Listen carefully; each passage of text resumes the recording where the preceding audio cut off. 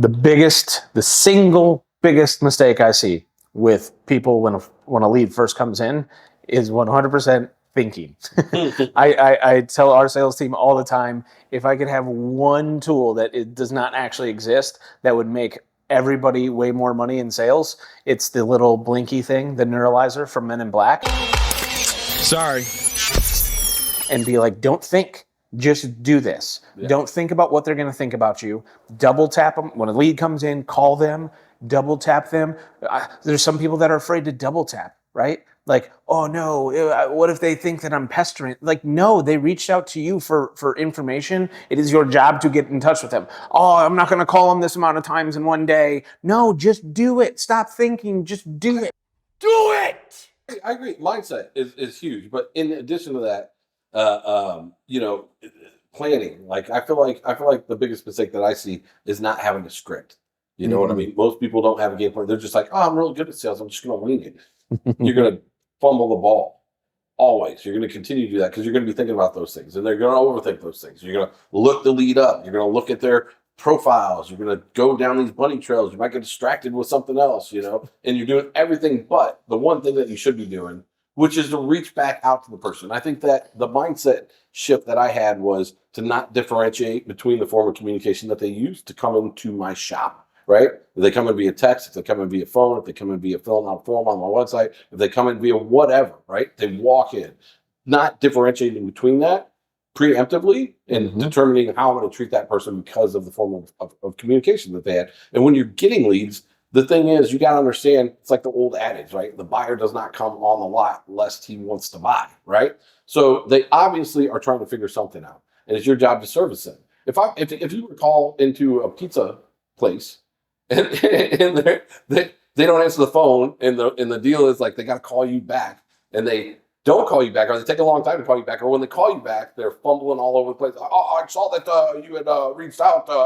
The reason for my call is like when you call into a pizza place, they've got a script, right? Right. Hey, thanks for calling Domino's. Will this be for delivery or carryout, right? Because people want to be led, and you have to have a path to lead them from where they are to where they want to go, and it's got to be in a way that doesn't feel like disingenuous, like they're being sold, right? Yeah. And I think that those are some of the biggest mistakes when it comes to the lead itself. Now, as far as like the follow-up and the process and which form to use, you have to be relentless, right? So if they don't answer the phone, definitely double tap. If they don't answer that, text them. If they came through Facebook marketing, hit them on Facebook Marketplace. You know what I mean? My Messenger. Not Marketplace. Yes, thank you. My thing was like, I used to get leads via sign calls, right? Right. We would take uptime, and I had a little stenographer notepad, and I would write their name and phone number, and then if they would talk to me, I'd get their criteria, and then I would send them something in the mail. You know what I mean? Like a list of homes, and I'd highlight stuff and write stuff, and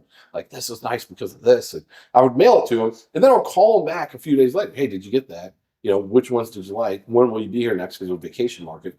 But once I had their name and email, or we didn't have email back in the olden days. Once I had their name and phone number, fax number. Once we had their party line, I would call them until they told me to stop. I would never not call them. Every time I would go to work, which I think that's an important piece, because back then you would take up time, so you want to plan your day, right? And you want to have something to do to break up the boredom. I would call them every time I was in the office, right? Like I had scheduled times that I would do those calls. But what if you make them mad, Mike?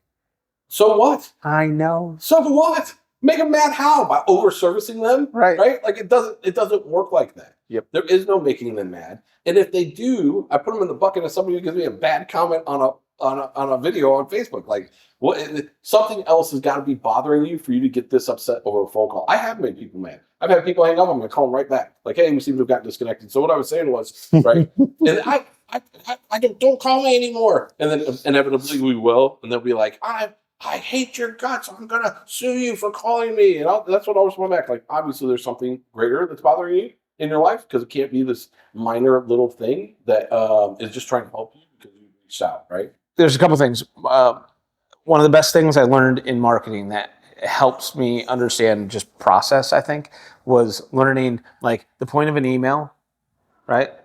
The point of a subject line of an email is to get them to open the email. The point of the body of the email is to get them to either click on the link of the email or respond. The point of the first sentence is to get them to read the second. Right. Yeah. And it's like a lot of times we start thinking about all these things before a lead even comes in, right? And then a lead comes in, and then we start overthinking all this thing. And it's like, listen, you just need to contact that person first, right? And then it's that consistent process that you were talking about that allows people to have a consistent flow of 100 leads come in and 3 deals come out the other side. 100 leads come in and 3 deals come out the other side. When you're changing your process, you're changing what you're saying, you don't have a consistency in anything that you're doing throughout that entire process. You might have 100 come in and 0 close, and then 100 come in and you're really determined and you're like, I need to make money, and then 5 close, and then 100 come in and then 1 close, and you'll be like the least consistent person on the planet, which will also cause you extreme anxiety because your paychecks are tied to your commissions. 100%. And it's like, once I started getting leads like that, and I realized I didn't know what to do, that froze me, right? So rather than call them and do the right things, I was like kind of frozen through fear. And the only way to get out of that is to have preparation, right? If you're prepared, if you're scripted up, if you know what the outcome of the call is, right? Which the outcome of the call in real estate should be to meet the person. That's it. You're trying to establish whether or not you want to meet them, how soon they're looking to move, how soon they're looking to sell, how soon they're looking to buy, and when's an appropriate time to insert yourself into their physical space so that you can have the most likelihood potential of being their agent. That's when that fear goes away, when you're prepared. That is fascinating, and also makes a lot more sense on why you needed, when we first started doing podcasts, the topic on Monday, so we record on a Wednesday. Same with the mastermind. I was like, wait, because you want to prepare, and with preparation comes confidence. 100%. So for me, like, I'm overly prepared. I've always over prepared for those things, and like whatever shortcomings I've had, I just would overstudy whatever it was I was trying to accomplish by finding people who were smarter than me that were doing it. And that's the thing about business. Like, there's nothing new. You know what I mean? And there are people that are succeeding at high levels, and most of them are more than happy to talk to you about their success in their life, you know? And so, how do you do this? How do you do that? Right? And I just never let those people go. Mm-hmm. Yeah. As a good rule of thumb. So I think, just to kind of button that up specifically, there are stats, which I don't have off the top of my head, so I'm just going to kind of shoot from the hip. But it says most people give up after the first few attempts to contact a lead, but most sales are made after like the 12th attempt. So I think having a system in place where you can at least hit people 12 times via phone, and then I think everything else, whether it's text, email, automation of those things, or what have you, is on top of that. Yeah. Right? Nothing can replace just making the dang call. Even a text. What's the goal of the text? To get them on the phone. To get them on the phone, right? To get a response, and you can get them on the phone. You know, I'll text you sometimes, and then you'll reply back, and then I'll call you and you don't answer. I'm like, oh, obviously he's in the middle of something. But I don't have any fear of that. You know what I mean? No. Yeah, if somebody replies back to me and I'm trying to service them, I'm just going to call them. Yep. Hey, I'm driving. You know, it's easier for me to talk, right? Yep. That's one of my favorite things to do is send a text, get a response, call. I know you got. I know you're right by your phone. I know you got your phone. Yeah.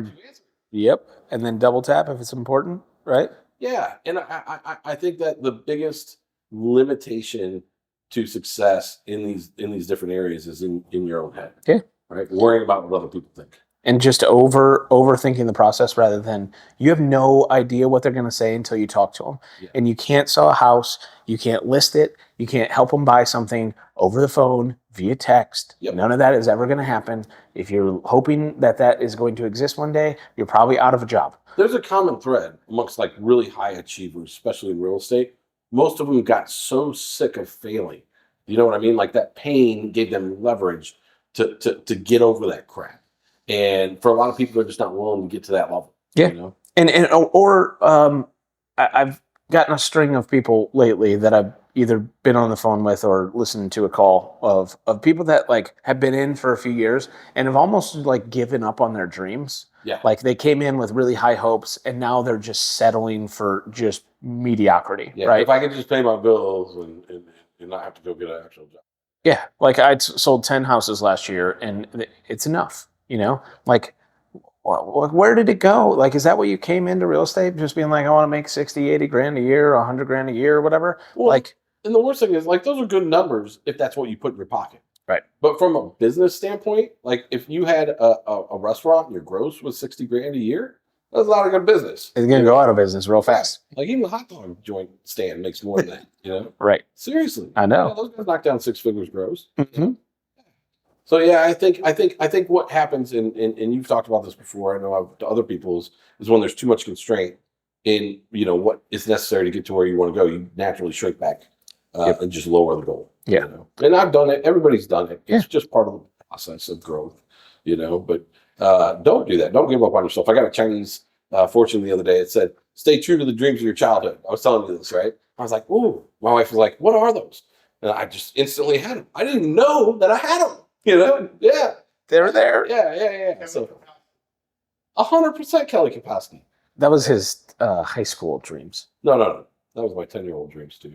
Kelly Kapowski, Saved by the Bell. Yeah. Come on, bro. Yeah. Tiffany Amber Thiessen. Yeah, that was, you were in high school, yeah. Yeah. You know, it's funny. Listen to this. I was eating food. I told you this story before, right? What? I was eating at a little hibachi joint, and the waitress, she's a real sweet gal. Cute, and she wants to get in real estate, and so we're talking about this, that, and the other. I said, "What's your name?" She said, "Kelly." I said, "When did your parents come to America?" She told me it was like in the 90s. I was like, "I bet your dad named you after Kelly Kapowski from Saved by the Bell." She said, "No." And then next time I came in, I said, "Hey, did you ever ask your dad that?" She said, "Yeah," and it was true. And my mom was pissed. So I'm not alone, right? You started a fight. Yeah, I didn't mean to. I 20-year-old fight. Equally, I was a big fan. Yeah. So the next time I came in, I called her Tiffany. She's like, "How do you not know my name?" I was like, "Well, I'm confused the actress with the character." Yeah, but yeah, That's a real amazing. thing. Yeah.